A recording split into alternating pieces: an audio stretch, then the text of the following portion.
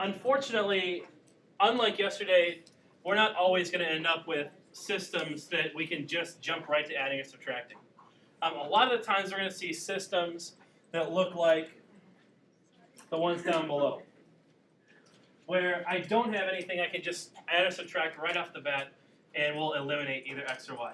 In this case, if I just added off the top, the first thing I did was add, I would get 4x plus y equals negative 4. I have an equation now, I still haven't gotten rid of anything. Still can't solve for one of the two variables if I just jump right into adding or subtracting. That's a problem. That means that what we did yesterday isn't good enough to solve all equations. What's nice though is that we can take everything we did yesterday and just add one piece to it, and then we can actually use this elimination method to solve any system of equations. And that's if we allow ourselves to be able to multiply by what's called a scalar first. So if I want to eliminate, if I want to always be able to use elimination, one thing I can add on to my method from yesterday is that you're allowed to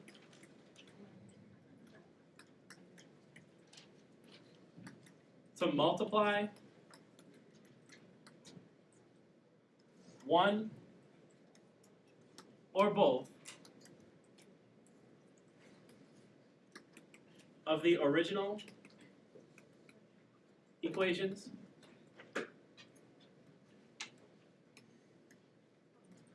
by a constant. A constant being a non-variable. Any whole number, any fraction, any decimal. That's non-zero.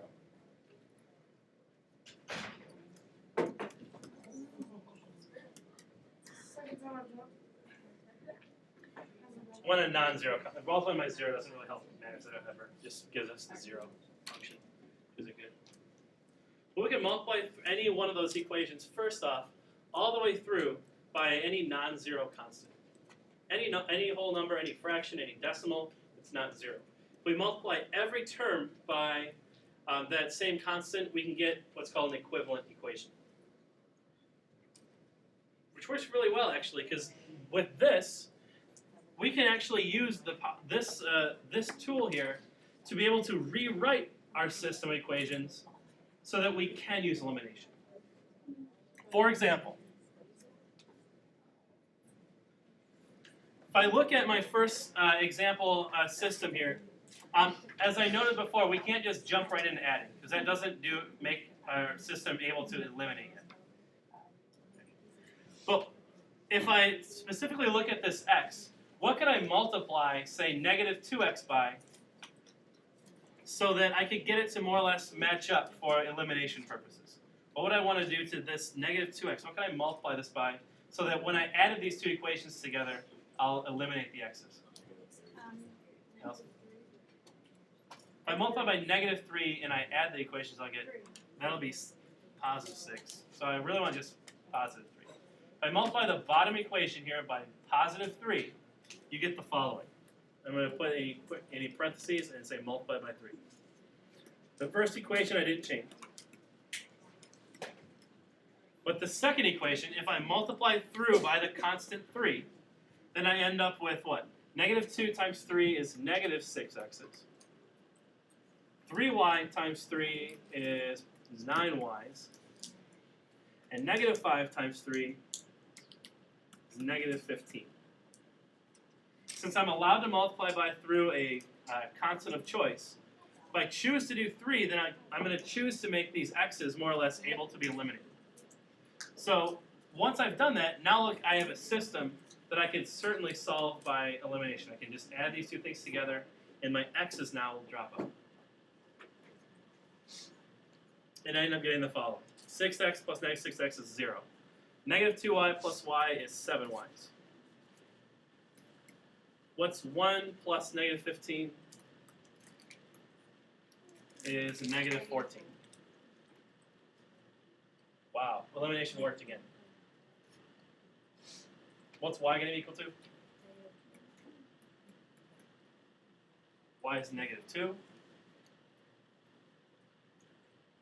Now I can go back to the beginning.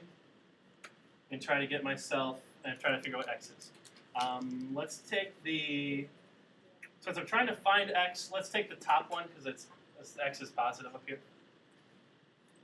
And if I say 6x minus 2 times negative 2 is 1. Negative 2 times negative 2, positive 4, minus 4, 6x equals minus 3. X is, what's x? What, negative 2?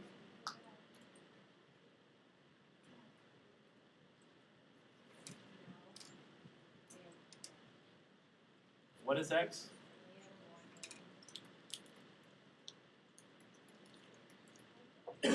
Negative 3 over 6 is the same as negative 1/2.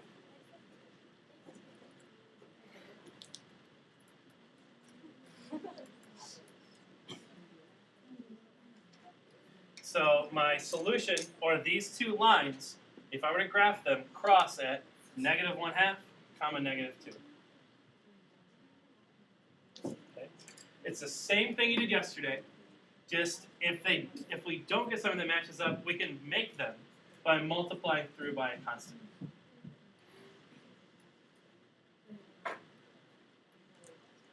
What would I like to? How would I apply this method to the second system of equations? Okay. What are you going to try to multiply that system by? What are we going to try to do? We're trying to get one of those two variables to be eliminated if we add them together. So what looks like a good candidate? Which one do you think looks like the easiest one to try to eliminate? If we multiply the top equation all by 2, let's see what we get. We get, if we took this top equation, multiply it by 2, we get what? I'm using some reasoning here. I'm not just like picking a number at random. I think Sarah, why did you choose 2? Because 2 times 2 gives me 4. She's trying to get these to match up. So if I multiply this by 2, I get this equation. I get 4x plus 2y is negative 18. And the bottom equation is now 4x plus 11y is 9. My question to you is, if I add these two equations together, will I eliminate one of the variables? No. I would need to subtract them. We don't like subtracting very much. At least I don't like it. What could we have instead of multiplied by so that we could just add these equations? Negative 2. If instead of multiplying by positive, we multiply negative 2. So what's that going to change? It's going to make sure anything here is going to switch sign. So minus 4x minus 2y plus 18. Now when I add these together, I'm going to eliminate one of the variables. Specifically, I'm going to eliminate x's. So if I eliminate I add negative 4x and 4x, that's nothing. Negative 2y and 11y is 9y's. 27. Equals 27. Oh, this is Y is 3. So if y is 3, let's go back to the beginning and pick one of these guys to plug y is 3 into. I personally like the top equation. Anyone want to take a stab at why I like the top equation to plug y into rather than the bottom equation? Because there's smaller numbers on the top and the bottom. So I'll go 2x plus 3 is negative 9. 2x plus y is now 3. Was negative 9, subtract 3. negative 6. This is negative 6. So then, at what point do these two lines cross? What's the solution to this system of equations? Negative 3. Negative 6, comma 3. No, go. Okay. We okay for right here? Well, some of you are finishing up. The top one, trying to figure out what to multiply by. Okay? Trying to figure out what to multiply by. Oh wait, no. I'm so stupid. Guys, I need your focus up here. Mr. Fish, I'm so stupid. If I'm going to multiply, I'm going to try to eliminate the x's. What you're saying is that there should be a number you could multiply 2 by to get to 3, like a whole number. And I don't think that exists. Same reasoning, you can't multiply 3 by anything to get to 2, at least a whole number. You can multiply 5 by a whole number to make it 10, namely 2. And if you made it a negative 2, then we get negative and positive, and we could just combine like terms by adding, and we'd eliminate all the y's. So I'm going to multiply the top guy here by negative 2. So I get these two equations. I get negative 4x plus negative 10y is negative 6. I'll rewrite the second equation because I didn't do anything to it. And now if I add, or combine like terms here, I get negative 4x plus 3x is negative 1x's. Negative 10 and 10 is 0. Negative 6 and negative 3 is negative 9. Negative 1x equals negative 9. Divided by negative 1, x is positive 9. If you know x is positive 9, we can go back to the original to find what y is. So if I'll go with the first one here, smaller numbers again, and say 2 times 9 plus 5y plus 5y is 3.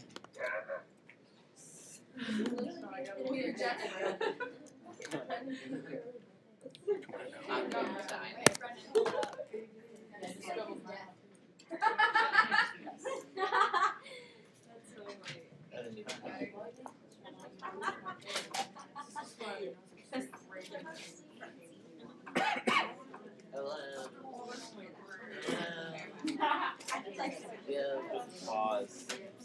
Hi. You're here. I'm doing second screen too. I'm just like,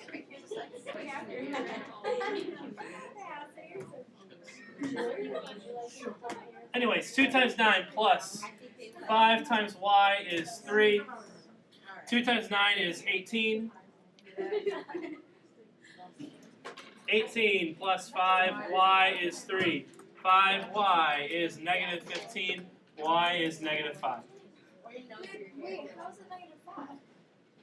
Negative 3. Oh, snap.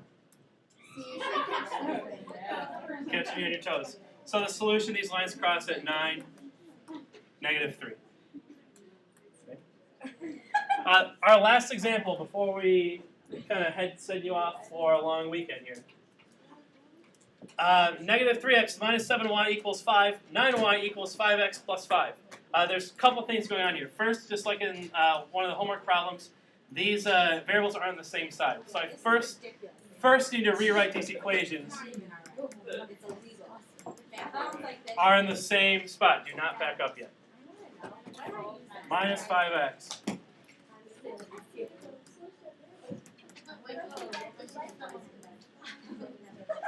I get this system, folks, if I subtract 5x. Problem here.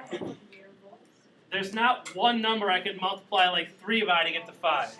Or 7 by to get to 9. Or vice versa. 5 to get to 3, 9 to get to 7. So in this case, since I can't just multiply one of the equations by something, I can actually multiply both of them by something. By maybe 2 different numbers even. For example, what's the smallest number that both 5 and 3 go into? 15. So I'll multiply the top one by, say, 5. How about the bottom one by 3? And now I get positive 15x and negative 15x here. Now I can eliminate. Okay? Sometimes you may need to multiply both equations by something.